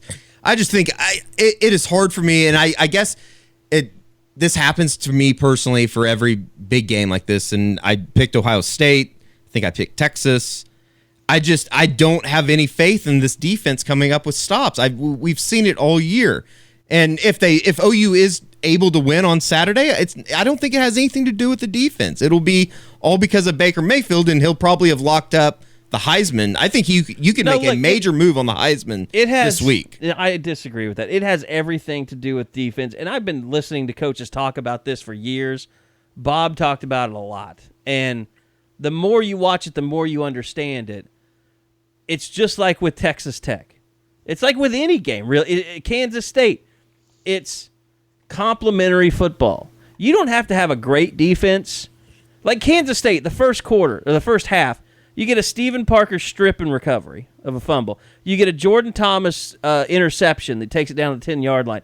That defense, even though they gave up 21 points, they gave Oklahoma a chance, and they gave the offense a chance to blow the doors out, off of that game early. Well, Ohio State's a perfect example. They came up and they held them to field goals. Yeah. If you can hold them to field goals in this, but it's not even league, that. You're winning. It's not even that. It is either coming up with an opportune turnover or getting off the field on 3rd down and letting your offense get back on the field and put a drive together. Like, if you play complementary football from the beginning of the game, you could blow out Oklahoma State. And the same could be said the other way around.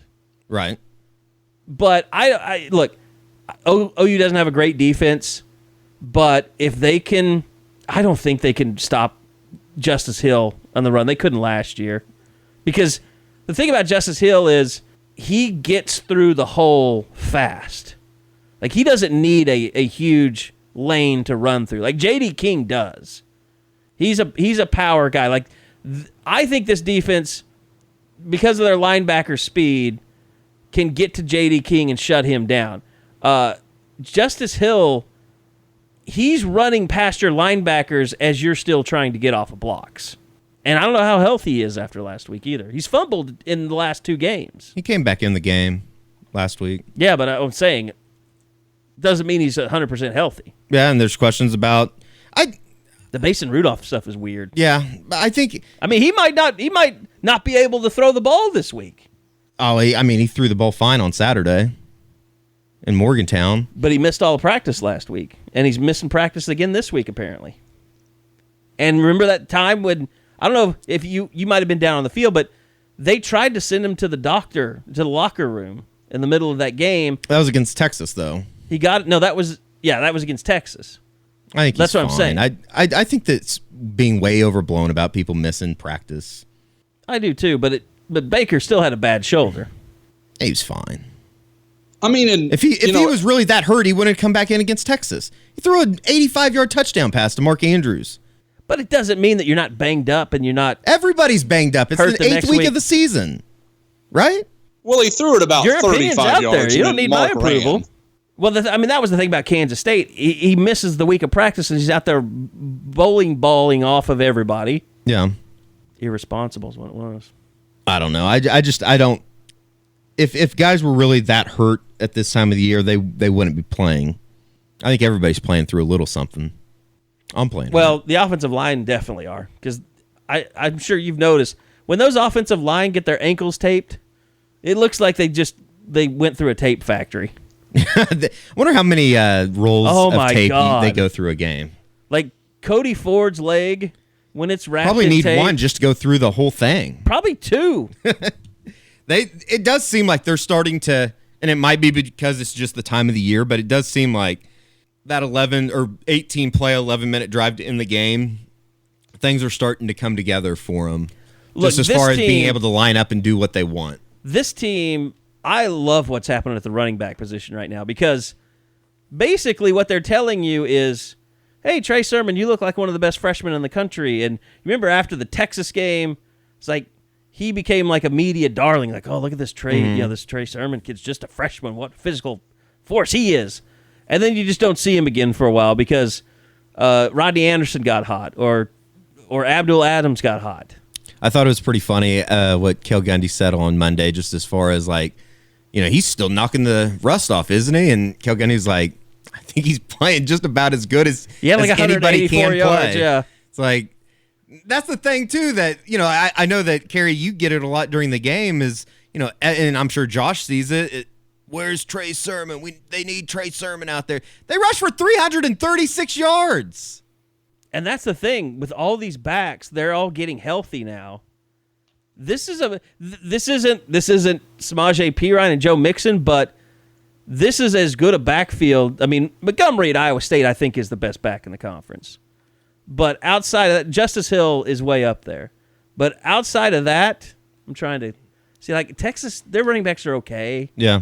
Baker Mayfield said it before the season. They lost Samaje and Joe, but they're probably deeper at the position, as crazy as that is.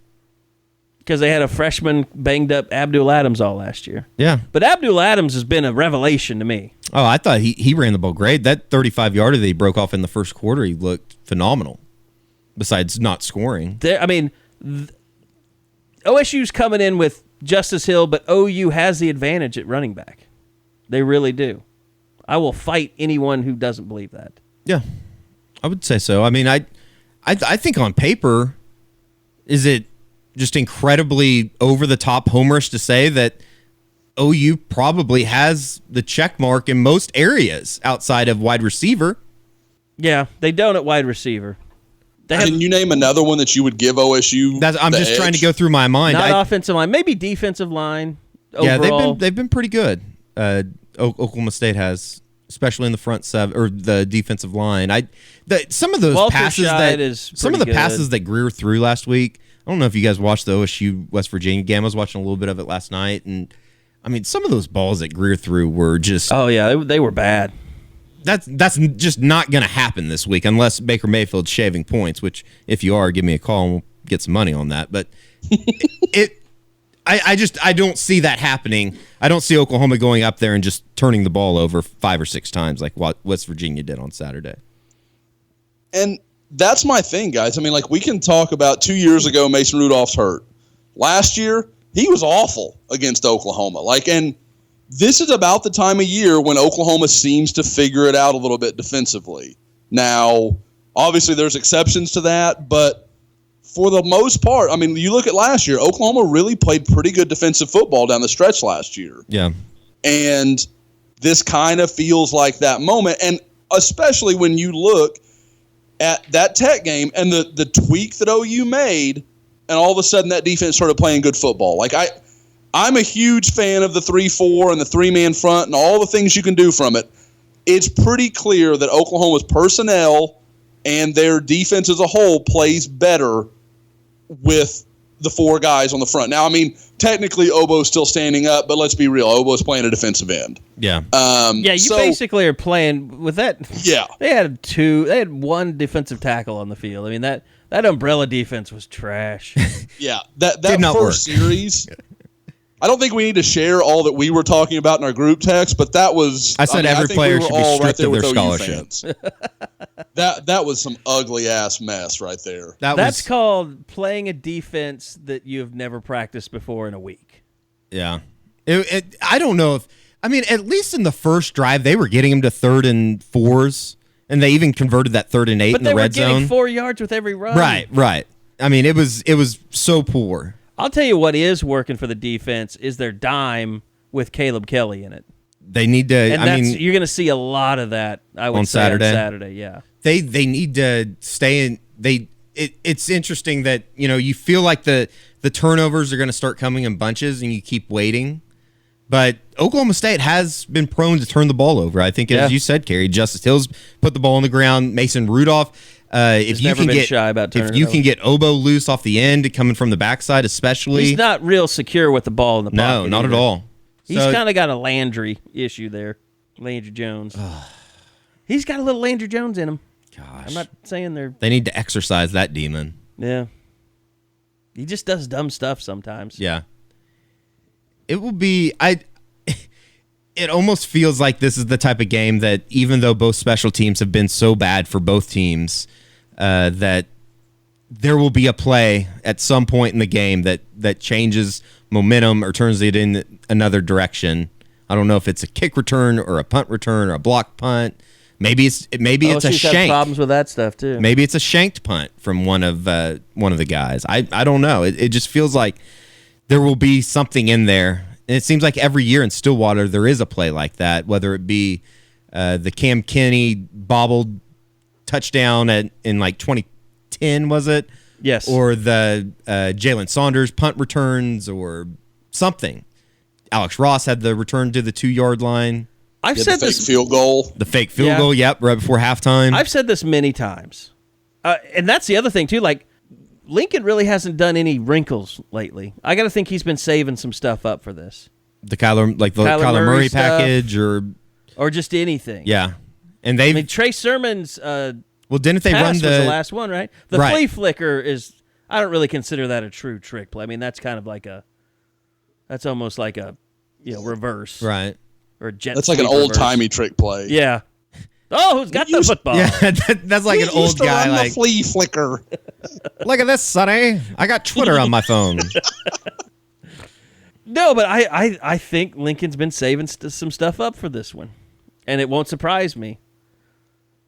Although I hope the fans have not scared him away from putting Kyler Murray out there a little bit after the Kansas State game. I don't think that at all. That's why he doesn't look at his Twitter mentions. Yeah. I think that, and especially with the way the offensive line's playing, you can get away with it a little bit better, or a little bit easier, I guess. It's a big game. The last time I gave a game prediction was a big game. I might actually, don't faint, guys, I might actually write a game prediction this week. So, Ohio State? I'm just calling Ohio bullshit State, now. yeah. I wrote a game prediction for Ohio State.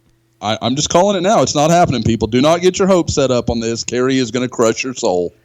So I don't want us to make predictions. It's only Wednesday. I got to get a feel. I'm going to go to Stillwater on Friday, stay there. I'll have a really good feel for the game. I'll just be in my hotel room, nothing to do. There'll be a bunch of drunk people. Should I make my game prediction like sitting, drinking at Eskimo Joe's? Over some chili cheese fries. Someone would probably come and smash my laptop. You should wear your Sooner Scoop gear out and just see how that goes. See how long it takes to get punched in the face? I'm expecting a honorary degree at halftime in Stillwater. Are you? All right. Hey, I went and talked to Trey Young this week. You want to hear some from him? I had a really good conversation with him. Basketball season. 11 days away, somewhat, I believe. We went to OU had their basketball media day on Monday, and got a chance to kind of converse with Trey Young a little bit. Talk about. Everybody knows who Trey Young is, one of the best basketball players in the country. Signed with OU, and just kind of had a conversation. I'll play some of it for you here. I've never asked you about this. I mean, I was there at your announcement. Did it ever seem like, did you tell yourself, man, this is out of control when the guy's getting dragged out of there by the cops at your announcement? Oh, that was crazy. I feel like that would be the reason why people remember my commitment day more than me actually committing to Oklahoma.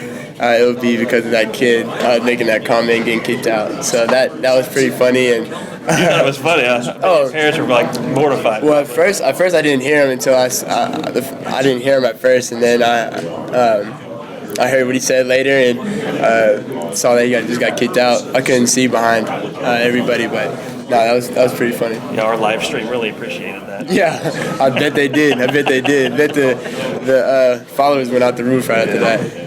But that, I mean, at that moment, was that just kind of like, okay, my life is kind of crazy? Yeah, no, I mean, I've had some moments when it's like that. I mean, I was sitting in Coach K's office. I mean, seeing all the pictures on the wall and him telling me Beyonce is his dream, like the dream person he wanted to meet, and that's like a crazy moment. I mean, just so many things that I got to experience throughout high school. I've had a lot of moments like that. So you embrace all of that stuff, you like it?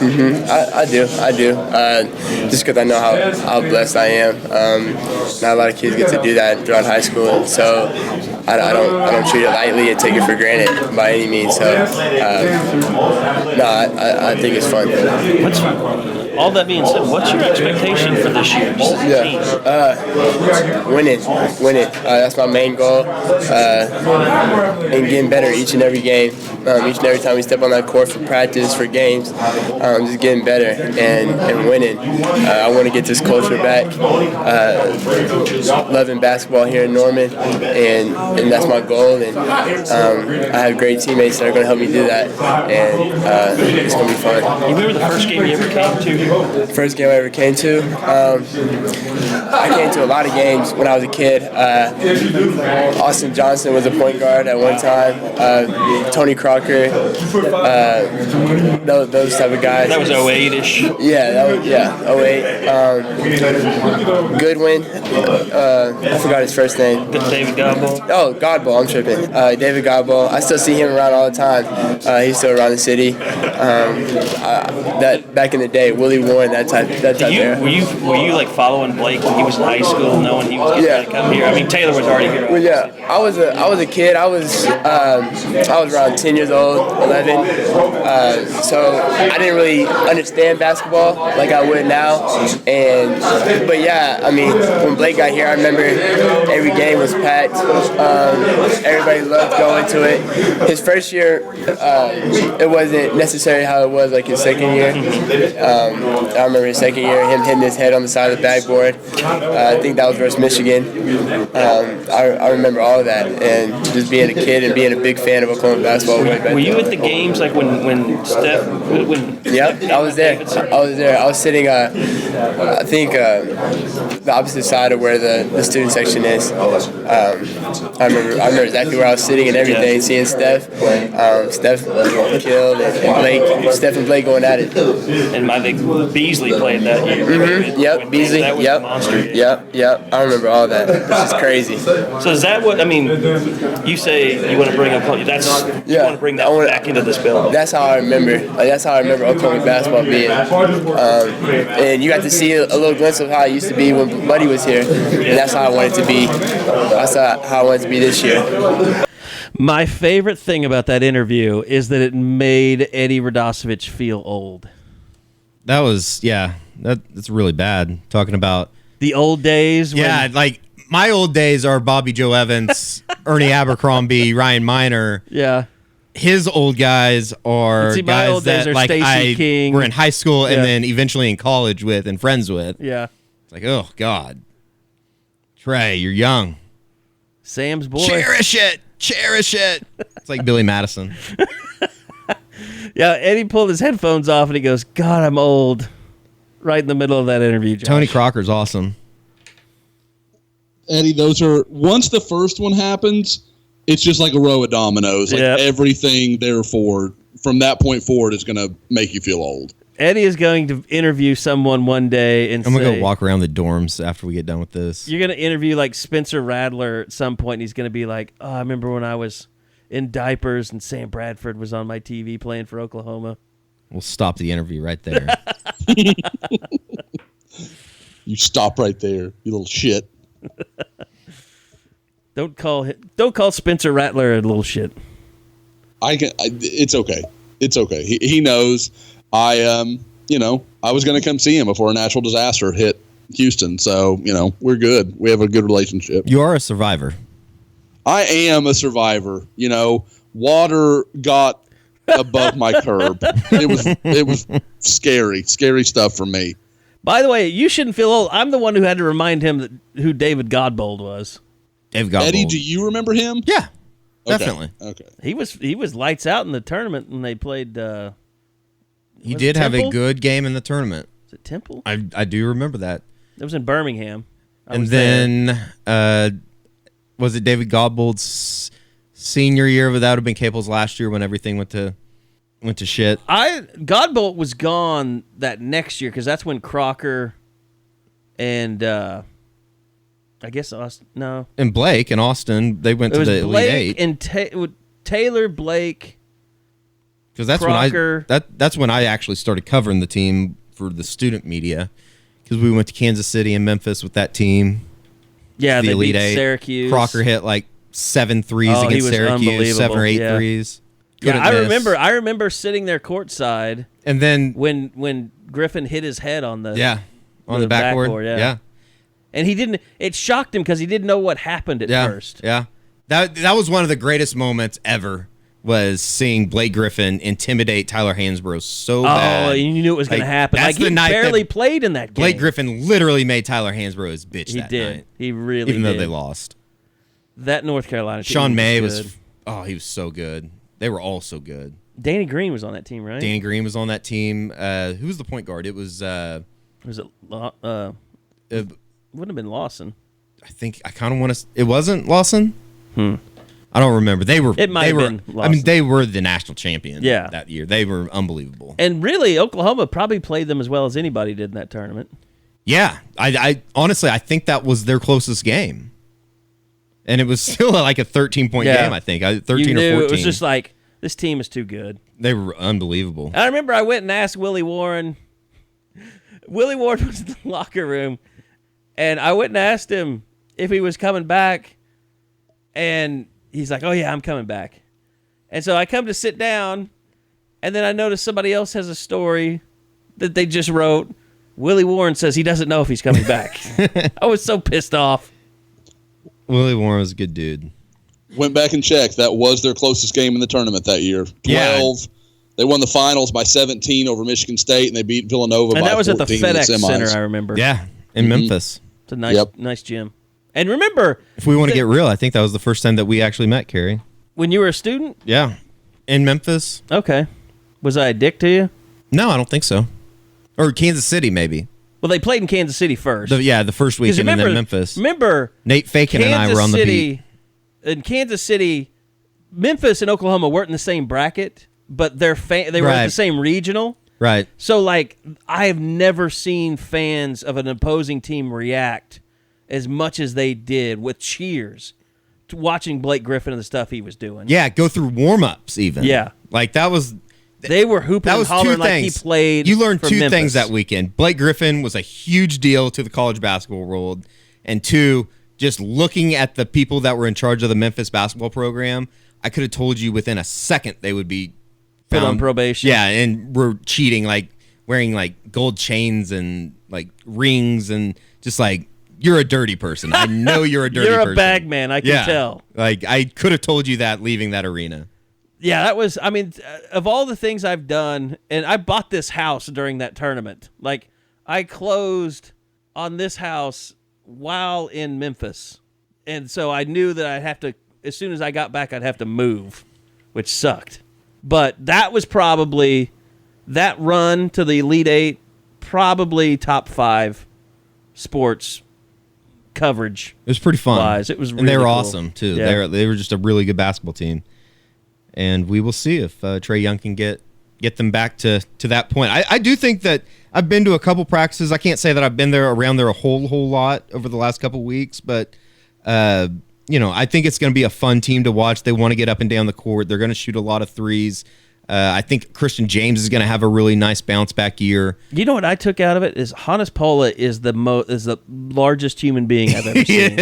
He is everything huge. about him is massive. Yeah, he is a big kid. Like, not just tall, his head is massive, and his shoulders are massive. He looks confused 100% he has of the time. tree trunk legs. Like, I don't know how good he is, but I know I wouldn't want to be on a court getting beat around by him. It's kind of fun to watch him run around because he moves very well for how big he is.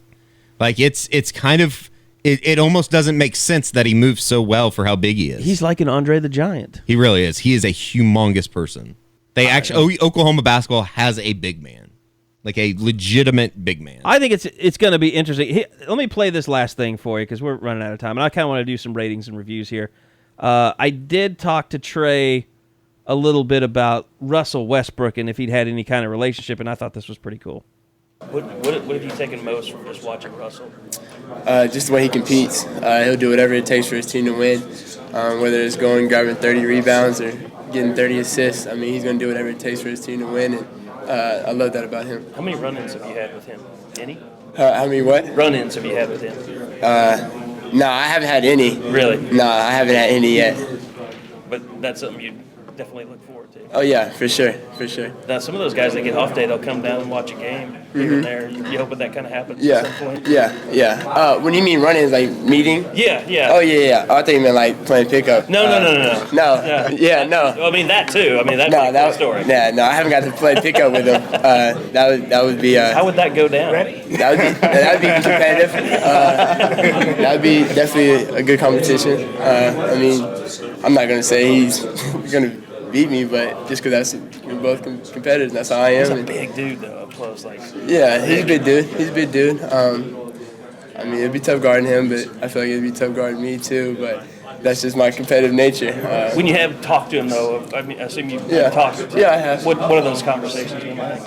Nothing. I mean, he's just a good dude. I mean, you guys obviously talked to him. He's a really good dude, very genuine, very humble. I mean, the way he plays on the court, you wouldn't think that's how he is off the court. But he's just a good dude and a good role model to have for sure. See, that's kind of like what I wonder most about this basketball team. Like, Trey is not Russell Westbrook. He's more Steph Curry in how he plays basketball. But he really will be, I think, a guy that brings the ball down the court, initiates the offense, but how much will he throw it inside? How much will he pass it out to? I mean, Lon said this in his media day stuff. Like, they still want to be a team that really gets up and down the court. Yeah, and I think that's where you saw a little bit of growth out of Jordan Shepherd last year. I think they're going to try and get them on the floor together. Yeah. To lighten the load, I guess, a little bit for Trae Young. And, I do think that you really need Christian James to be good. Once again, we go into the Christian James. I think he's going to be awesome this year. I'm bought in. He broke a lot of people's hearts last year. After that 40-point Oregon scrimmage or whatever. Yeah, you can't break hearts, though, on a team that went 12-25 or whatever. Just him personally. Like, he was supposed to be the I think next... I just said the F word. Jesus. Look at the time code. Marking it down now. Sorry. Just him, I mean, the way he was set up to be Buddy's replacement. Yeah. Like, and it was never realistic, but that's what everybody thought he was going to become, is the next Buddy, the big scorer on this team. And he just completely fell apart mentally. I think you can put that pressure on Trae Young, though. I think the shoulders are wide enough for the number 15 player in the country to say that he can be that type of scorer. I mean, he is so much further ahead of where Buddy was as a freshman. I think Lon Kruger even talked about it a little Buddy bit was on just Monday. Buddy was just a guy with some skills. Buddy Hield's whole story, that just doesn't happen. Like that type of progression from freshman to sophomore to junior to senior year literally probably only happens once in 20, 25 years out of school, And right? he's still progressing in the NBA. Oh, yeah, no doubt. He's got better handles. No doubt. Than he ever had in college right now. Josh, any basketball thoughts? I know you're dying to jump in on this. Well, I know everyone's dying to hear my take on OU basketball, being a real area of expertise. No, I mean, I'm with you guys. I like the athleticism of this team. I think there's a lot of – but you guys talk about Pola, and then you talk – obviously they've got to wait for Doolittle to return. December 9th. There's all that, and I'm just very interested to see, does Kruger use that as a chance to, we're going to almost have two different kinds of lineups, or are we going to do, are we going to try to kind of make some kind of mutt? Because, there's just a lot of pieces that I like them individually, but I'm real interested to see how they fit together as a group, because it feels like there's almost two different styles they can play.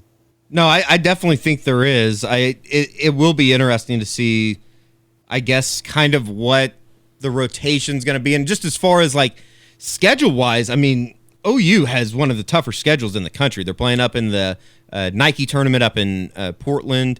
They obviously have, some tough road games playing in Wichita State.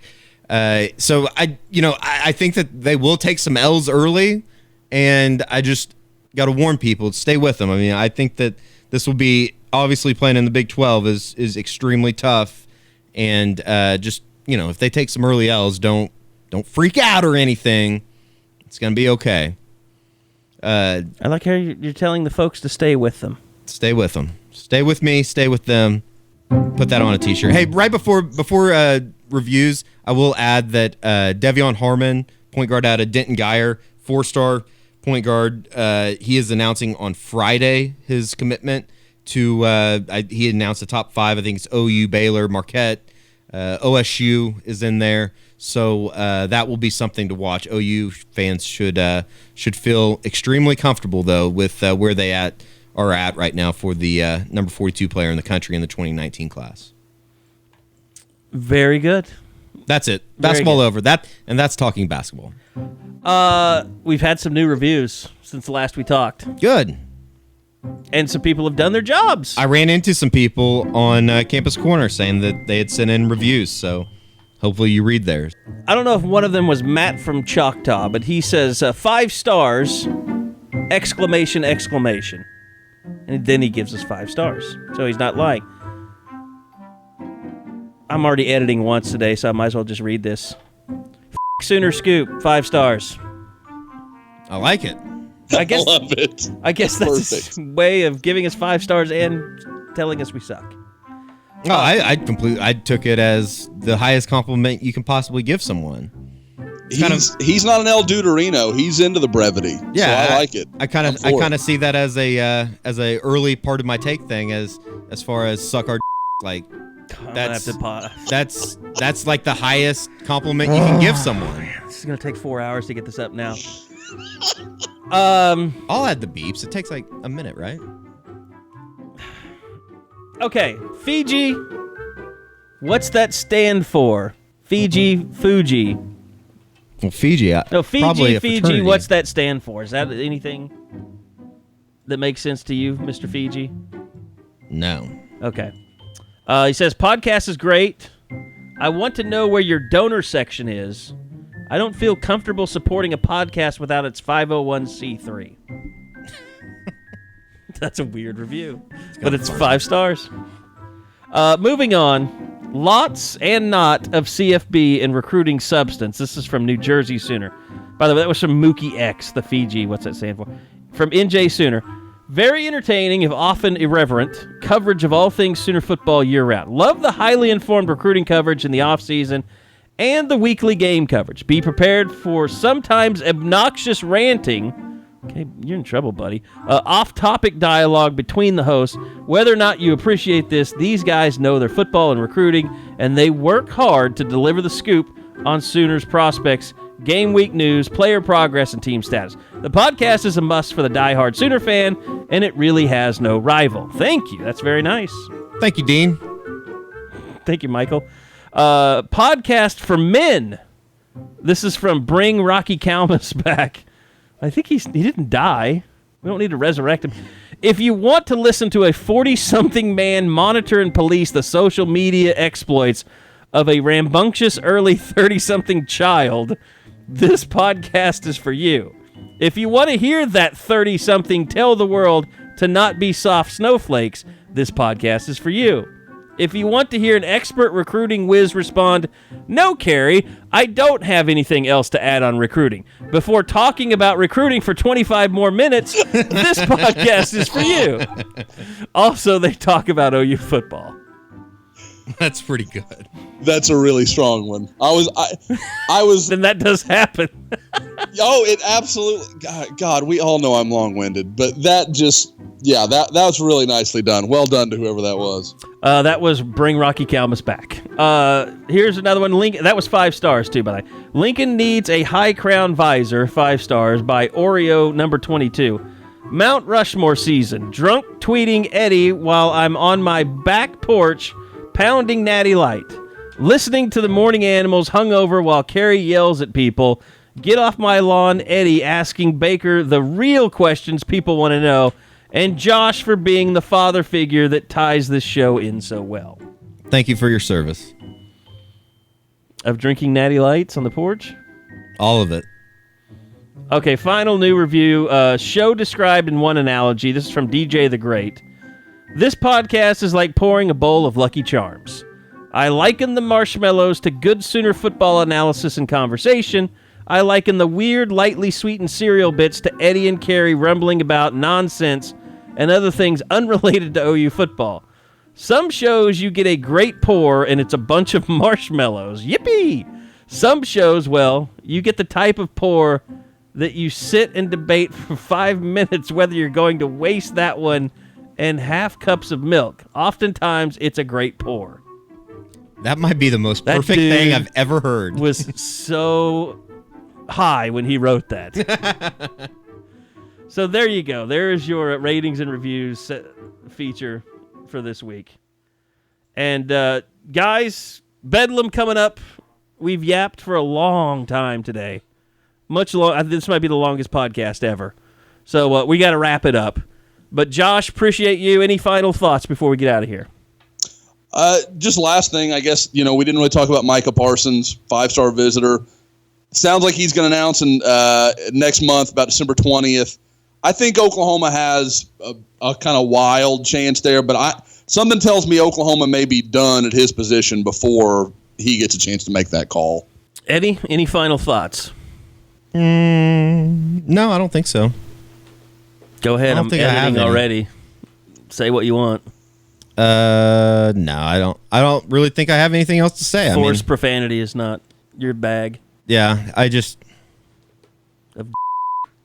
See? I think we've already said everything we can about Joey Galloway. I mean, it's gotten to the point now where it's... Just say the worst thing you could possibly say, and I'll just beep it all. If it'll make you feel better. It won't make me feel better. I would say some stuff out of my joke series, but I don't think it'd go over too well. Oh, no. No. That is going to do it for this podcast. Like I wish... No, okay. All right, I'm just kidding. God. Eddie. It's not funny.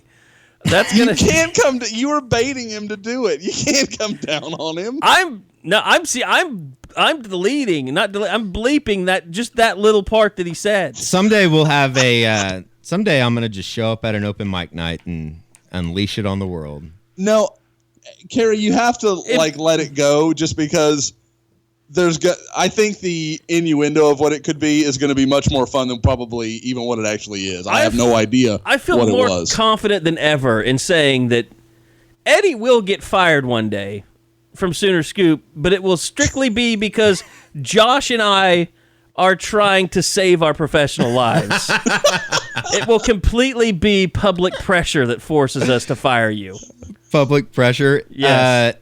I know what I'll say. I'll end it with this. I'll end it with this. Oh, God, here we go. I hope everybody will send prayers and thoughts to Orange Factor because I ended his career this weekend. You did do that. He deleted his account because of me, because I put his real name out there.